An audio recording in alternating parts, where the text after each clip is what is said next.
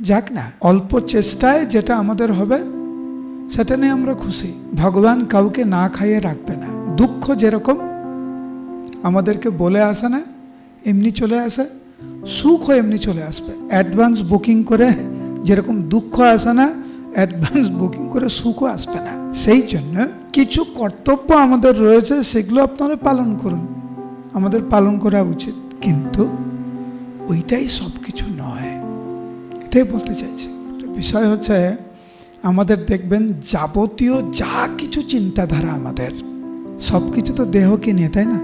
আমরা আত্মাকে নিয়ে কয়জন ভাবি যে এটা আত্মার জন্য ভালো নয়।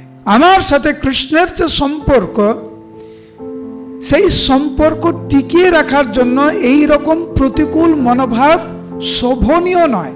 আমি যখন কোনো ভক্তের সাথে খারাপ ব্যবহার করি, আমাদের ভাবা উচিত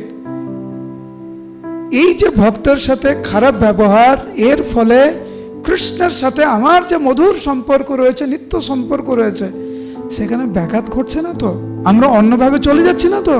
জীবনের উদ্দেশ্য যদি অপ্রাকৃত আনন্দে থাকা হয়, মানে আনন্দে থাকাই যদি আমাদের উদ্দেশ্য হয়, তাহলে নারদ মুনির এই যে উপদেশ সভ্য মানুষদের প্রতি, এটা কিন্তু আমাদের পালন করতে